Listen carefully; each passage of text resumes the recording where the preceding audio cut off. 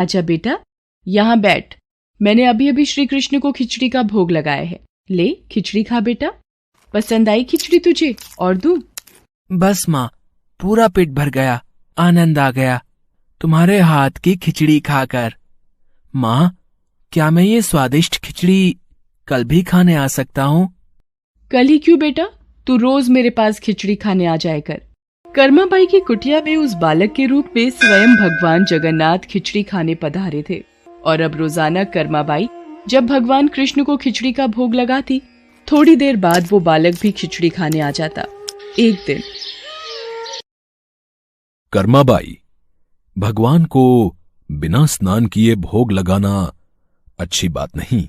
तुम रोजाना सुबह पहले स्नान आदि क्रियाएं करके विधि विधान से पूजा करके ही भगवान कृष्ण का भोग बनाया करो।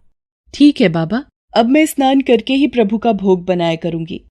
साधु की बात मानकर कर्माबाई अगले दिन से स्नान करके पूजा के पश्चात भोग तैयार करती। इस कार्य में उन्हें बहुत देर हो जाती थी, पर वो बालक तो अपने समय पर ही खिचड़ी खाने आ जाता था। माँ, खिचड़ी दो ना, जल्दी दो, मुझे बहुत भूख लगी है माँ। थोड़ी देर रुक बेटा, अभी देती हूँ। अब तो बालक रूपी भगवान जगन्नाथ जल्दी जल्दी खिचड़ी खाकर बिना हाथ मुंह साफ किए भाग जाते थे। उन्हीं दिनों मंदिर के पुजारी, जो काफी समय से मंदिर में सेवा कर रहे थे, ये जगन्नाथ भगवान के मुख पर खिचड़ी कैसे?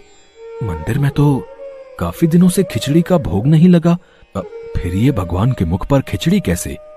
हे प्रभु, ये कैसी लीला है आपकी? भगवान जगन्नाथ पुजारी के सपने में आते हैं। मेरी भक्त कर्माबाई, जो जगन्नाथपुरी में ही रहती है, वो बहुत ही प्रेम भाव से सुबह उठकर बाजरे की खिचड़ी का भोग लगाती है।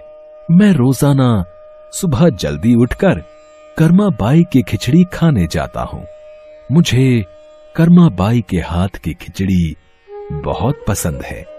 पर एक साधु ने उसके पास आकर सुबह स्नान और पूजा के बाद विधि विधान से भोग लगाने का बोल दिया है। अब कर्माबाई स्नान और पूजा के बाद भोग लगाकर मुझे खिचड़ी देती हैं।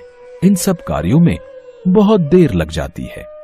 मुझे बहुत तेज भूख लगती है। भक्तगण मेरा इंतजार कर रहे होते हैं, इसलिए जल्दी जल्दी खिचड़ी खाकर मैं बिना मुंह हाथ धोए वापस लौट आता हूँ।